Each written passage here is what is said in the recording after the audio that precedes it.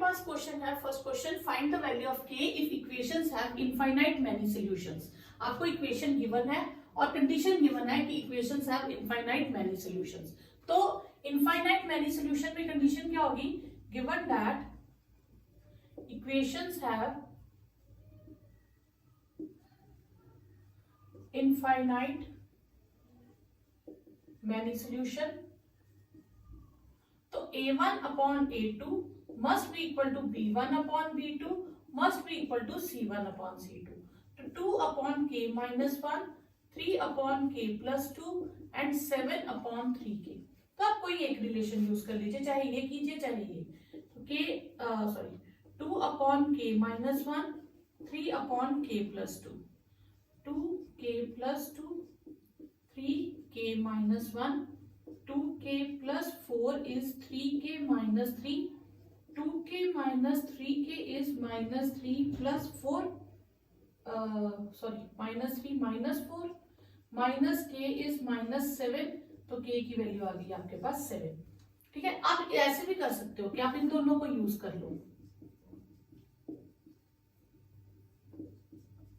तो cross multiply करेंगे 9k 7 with k plus 2, 9k 7k plus 14, 9k minus 7k is 14, twice k is 14.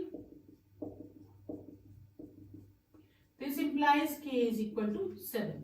तो ये आपके पास same answer आ जाएगा। हाँ, इन केस कई बार होता है कि यहाँ k की वैल्यू 7 आई, यहाँ k की वैल्यू 8 आई, तो फिर उसकी ऑप्शन हो जाएगी it is not possible for any value of k equations have infinite many solution. तो डिफरेंट भी आ सकते हैं। सेकेंड क्वेश्चन है, find the value of k if equations have no solution.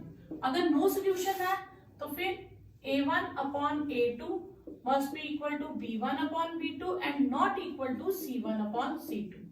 तो 3 upon 2k minus 1 is equal to 1 upon k minus 1 is not equal to 1 upon 2k plus 1. तो पहले हम इन दोनों रिजल्ट्स को यूज कर लेंगे और इस तरफ हम इसको यूज कर लेंगे। तो क्रॉस मल्टीप्लाई करेंगे, 3k minus 3 is 2k minus 1, 3k minus 2k is minus 1 plus 3, k is 2। यहाँ पे हमारे पास आए k2। अब हमें चाहिए यहाँ पे k की वैल्यू 2 के अलावा कुछ भी आ जाए, तो चेक करेंगे तो it will become 2k plus 1 is not equal to k minus 1, twice k minus k is not equal to minus 1 minus 1, k should not be equal to minus 2। ठीक है, तो k जो है हमारा -2 नहीं होना चाहिए, तो हमारे पास क्या आ गया, k is equal to 2। तो यही आपके आंसर्स आ जाएंगे। ये भी कई बार पूछ लेते हैं, कई बार ऑप्शन में ये भी होता है, दोनों आंसर्स हो सकते हैं। इस क्वेश्चन में गिवन है, थर्ड क्वेश्चन में, equations have unique solution. Unique solutions है, इक्वेशंस हैव यूनिक सॉल्यूशन। तो इसका मतलब हमारे पास कंडीशन हो गई a1 upon a2 must not be equal to b1 upon b2। तो k upon 12 must not be equal to 3 upon k square is not equal to 36, तो k should not be equal to plus minus 6। ये नहीं होना चाहिए, इसके अलावा कुछ भी चलेगा। ठीक है, तो ये फोर्थ क्वेश्चन है, 2 men starts from point P and Q 8 kilometre apart. यानी कि 2 पॉइंट्स हैं, एक P है और एक Q है, दोनों 8 किलोमीटर डिस्टेंस पे हैं। And walk towards each other. Towards each other मतलब एक इस डायरेक्शन में जा रहा है और दूसरा इस डायरेक्शन में आ रहा है, towards each other. They meet in 80 minutes. और दूसरी कंडीशन है, अगर वो दोनों सेम डायरेक्शन में जा रहे हैं, सपोज P है ये Q है, अब ये दोनों इस डायरेक्शन में जा रहा है, ये भी इसी डायरेक्शन में जा रहा है, और ये यहां जाके मिलते हैं, और मिलते हैं after 2 hours. Find their speeds. तो हमें फाइंड क्या करना है, स्पीड्स फाइंड करनी है। Let speed of man eight P x kilometre per hour and speed of man at Q is y kilometre per our. और इसमें हम मान लेते हैं साथ में कि x ग्रेटर देन y है, ये लेट कर लेते हैं पहले। ठीक है, ओके। अब वो दोनों ऑपोजिट डायरेक्शन में चलते हैं तो कितनी देर में मिलते हैं, 80 मिनट्स में। तो डिस्टेंस कवर इन, ऐसे कर लेते हैं, टाइम है हमारे पास 80 मिनट्स, और स्पीड हमने लिया पर आवर में, तो 80/60 आवर, ठीक है। तो ये हो गया 4/3 आवर्स। इसका मतलब है फर्स्ट टाइम जो वो चल रहे हैं वो कितनी देर तक चलते रहे, 4/3 आवर्स तक चलते रहे, और दोनों ने मिलके कितना ट्रेवल किया, 8 किलोमीटर। थोड़ा इसने ट्रेवल किया, थोड़ा इसने ट्रेवल किया, यानी कि total distance cover is 8 kilometre, ठीक है। तो कितनी देर चलते रहे, 4/3 आवर्स तक चलते रहे, ठीक है। तो x की स्पीड पहले ली है, प्लस 4/3 y इज 8, यानी ये हमारे पास हो गया डिस्टेंस कवर्ड बाय ए ने कितना डिस्टेंस कवर किया, डिस्टेंस होता है स्पीड इनटू टाइम, ठीक है। तो a की स्पीड क्या है, x पहले की, और टाइम कितना है 4/3, तो ये हो गया 4/3x। तो पहले ने कितना ट्रेवल किया, 4/3x डिस्टेंस ट्रेवल किया, और सेकंड ने कितना किया, 4/3y डिस्टेंस ट्रेवल किया, ठीक है। और दोनों ने मिलके कितना किया, 8 किलोमीटर। तो यानी कि ये आपके पास हो गया 8 किलोमीटर। अब आप एलसीएम ले सकते हैं, या 4/3 कॉमन ले लीजिए, x plus Y is 8, x plus Y is 8 into 3/4, तो x प्लस वाई आपके पास आ गया 6। ये हो गया फर्स्ट पार्ट, ठीक है।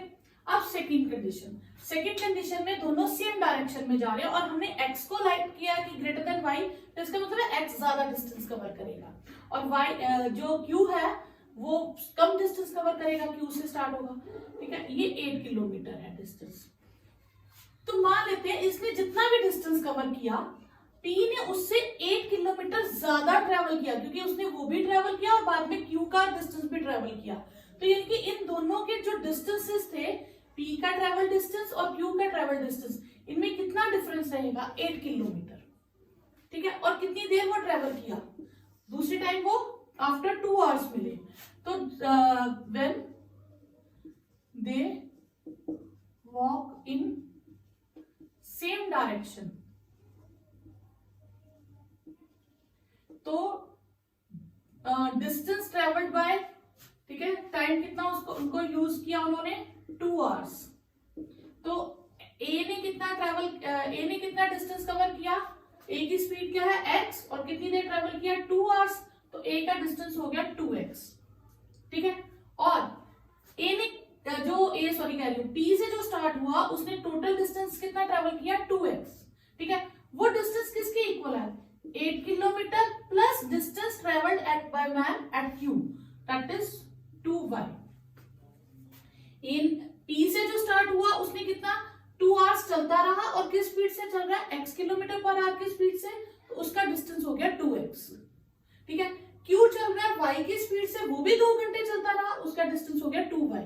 लेकिन P ने इतना सारा डिस्टेंस कवर किया, उसने पहले 8 किलोमीटर का बीच का गैप भी कवर किया, फिर Q का भी डिस्टेंस ट्रेवल किया, तो ये आ गया आपके पास 2x minus 2y is 8, 2 common ले लीजिए, तो x minus Y is equal to 4। ये आपके पास सेकेंड इक्वेशन आ गई।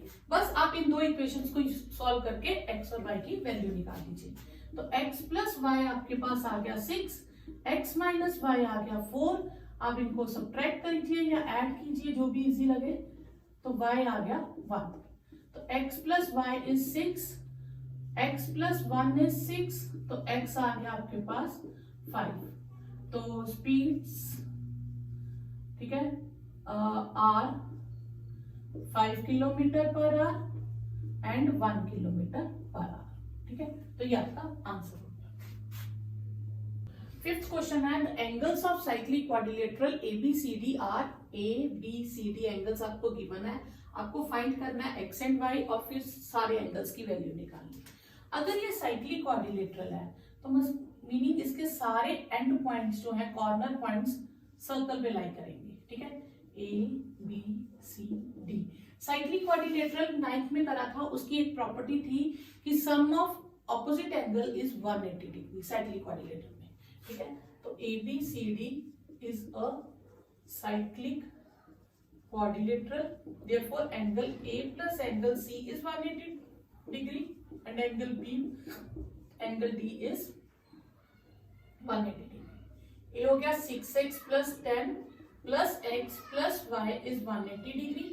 ये एक इक्वेशन आ गई. सेकेंड इक्वेशन होगी 5x plus 3y minus 10 is 180 degree. तो ये हो गया आपके पास 7x plus y is 180 minus 10 degree, that is 7x plus y is 170 degree. ये हो गया आपके पास 5x plus 3y is 180 plus 10, तो 5x plus 3y is 190 degree. अब यहां से आप सब्स्टिट्यूशन इलिमिनेशन कुछ भी लगा सकते हैं, ठीक है. तो इलिमिनेशन इजी रहेगा, वैसे सब्स्टिट्यूशन भी इजी है. y की वैल्यू निकालिए और इसमें डाल दीजिए यहां से. अब यहाँ x की वैल्यू सेम बनाएंगे तो हमें दोनों को मल्टीप्लाई करना पड़ेगा. तो अगर मुझे y के कोएफिशिएंट सेम बनाने हैं तो मुझे सिर्फ इसी को 3 से करना पड़ेगा. तो मैं मल्टीप्लाई इक्वेशन 1 बाय 3 कर दूंगी. तो ये हो जाएगा 21x 3y, ठीक है, 510 डिग्री, ठीक है. और ये हो जाएगा 5x plus 3y is 190 degree. और इन्हें सब्ट्रैक्ट कर देंगे. ये हो गया आपके पास 16x, ये कैंसिल हो गया. ये सब्ट्रैक्ट कर देंगे. 5 10 में से जाएगा तो 2 0 4 में से 1 गया 3 320. तो x की वैल्यू आ जाएगी 320 अपॉन 16, 2 से 20 डिग्री x की वैल्यू आ गई. फिर आप 5x plus 3y is equal to 190, 5x 3y 100, 3y is 190, 3y is 190 minus 100 degree, तो 3y is 90 degree, तो y will be 90 upon 3, that is 30 degree. ठीक है. तो x भी आ गया आपके पास, y भी आ गया. आप चारों फाइंड कर सकते हैं all the angles. तो angle A is 6x plus 10 degree. 6x कितना था हमारे पास 20 degree plus 10 degree, this is 120 degree plus 10 degree, that is 130 degree. Clear. Angle B will be 5x, x है 20 degree. Angle B is 5x, 5 into 20 degree, that is 100 degree. Angle C is x plus y, 20 plus 30, x plus y 20 degree plus 30 degree, that is 50 degree. और angle D आपके पास है 3y minus 10 degree. तो 3y की value है 30 degree minus 10 degree, 90 degree minus 10 degree, that is 80 degree. तो ये आपका answer है. क्वेश्चन है a railway half ticket cost half the full fair.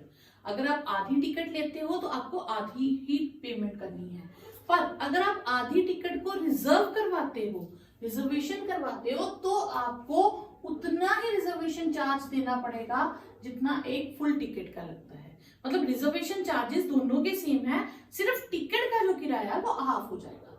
अब एक पर्सन ने एक फर्स्ट क्लास टिकट रिजर्व कराई और उसको टोटल कॉस्ट पड़ी 2530. मतलब इसमें दो तरह के चार्जेस हो गए, एक टिकट का और एक रिजर्वेशन का, दो चार्जेस हो गए.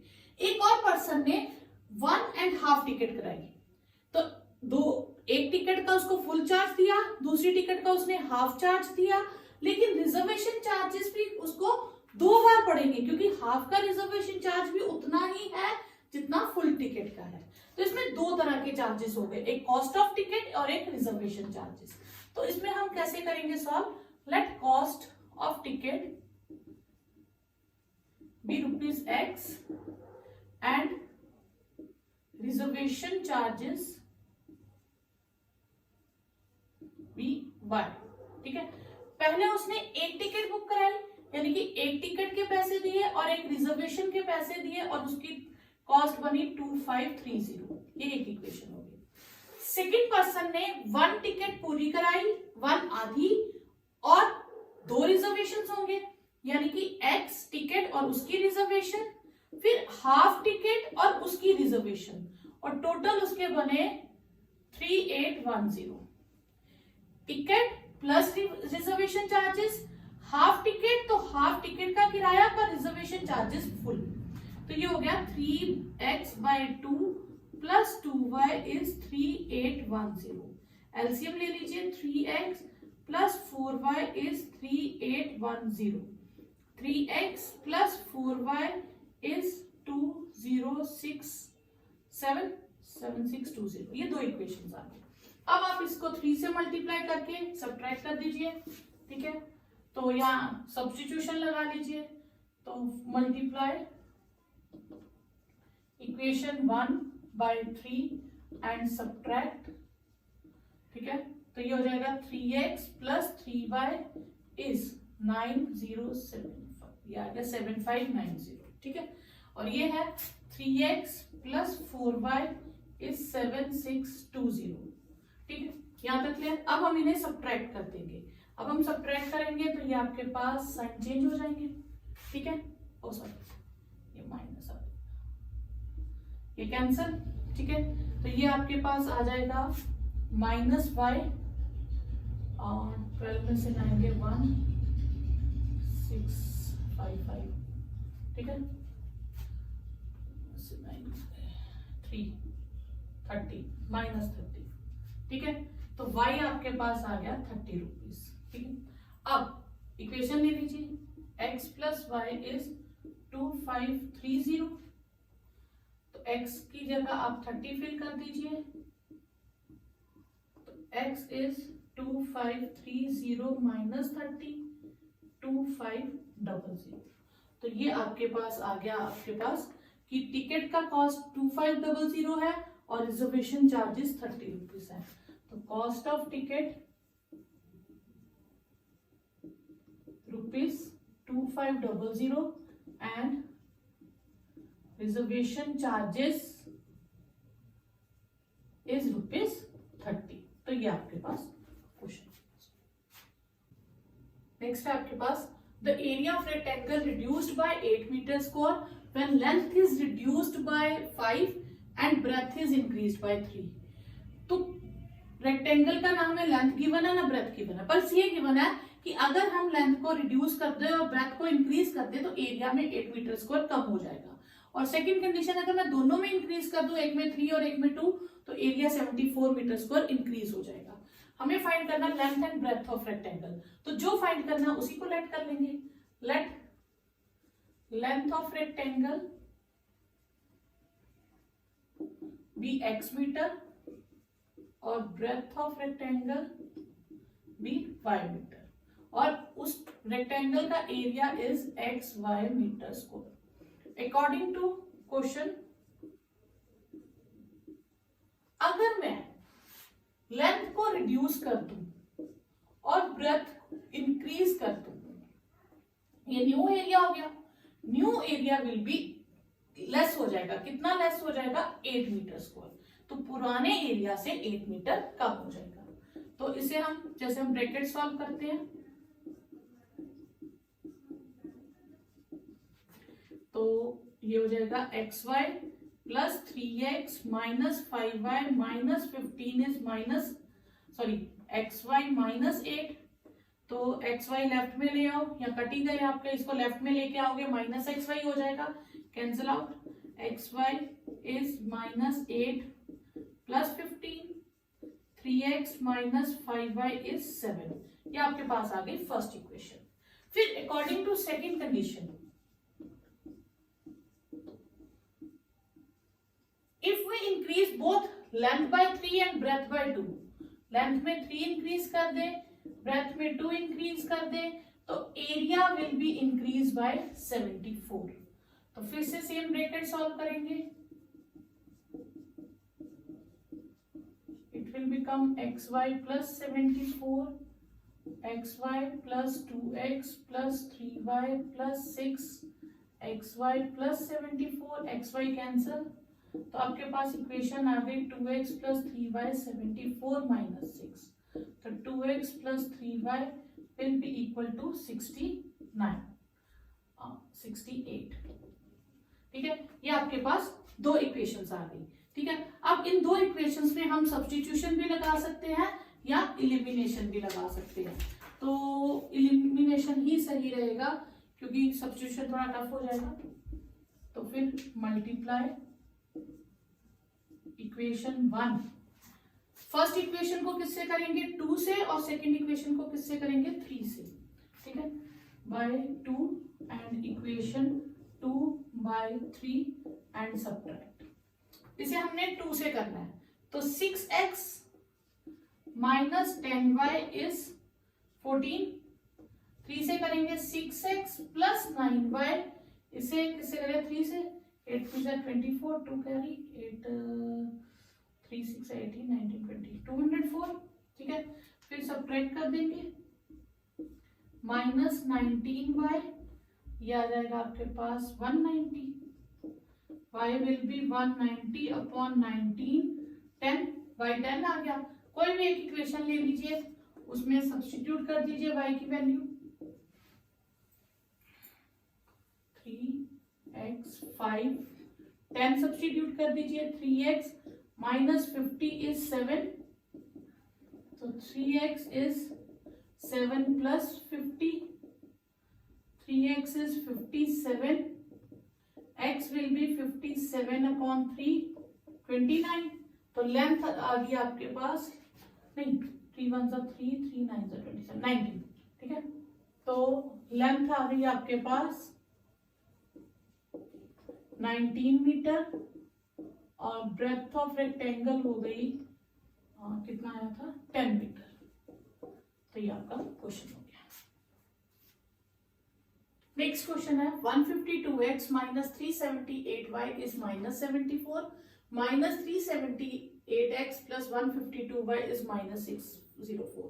तो अब कहोगे मैम इतना बड़ा क्वेश्चन मल्टीप्लीकेशन कोफिशिएंट सेम बनाए तो बहुत मुश्किल हो जाएगी, लेकिन इसकी एक ट्रिक है। ट्रिक क्या है आप ध्यान दीजिएगा, ऐसे क्वेश्चंस में हमेशा जो फर्स्ट क्वेश्चन में इक्वेशन में x का कोफिशिएंट है वो y के पास होता है और जो y का कोफिशिएंट है वो x के पास होता है। तो ये क्वेश्चन आपको इसी तरह से ही गिवन होगा और ये बहुत इजी क्वेश्चन होता है। बस जो स्टेटमेंट दी है आपको उसको 2 बार लिखना है। 152x 378y is minus 74 minus 378x 152y is minus 604, ठीक है। एक बार हम इन्हें ऐड करेंगे और एक बार हम इन्हीं दोनों इक्वेशंस को सब्ट्रैक्ट करेंगे, ठीक है। पहले हम ऐड करते हैं, ठीक है। तो इसे ऐड करेंगे तो इट विल बिकम 6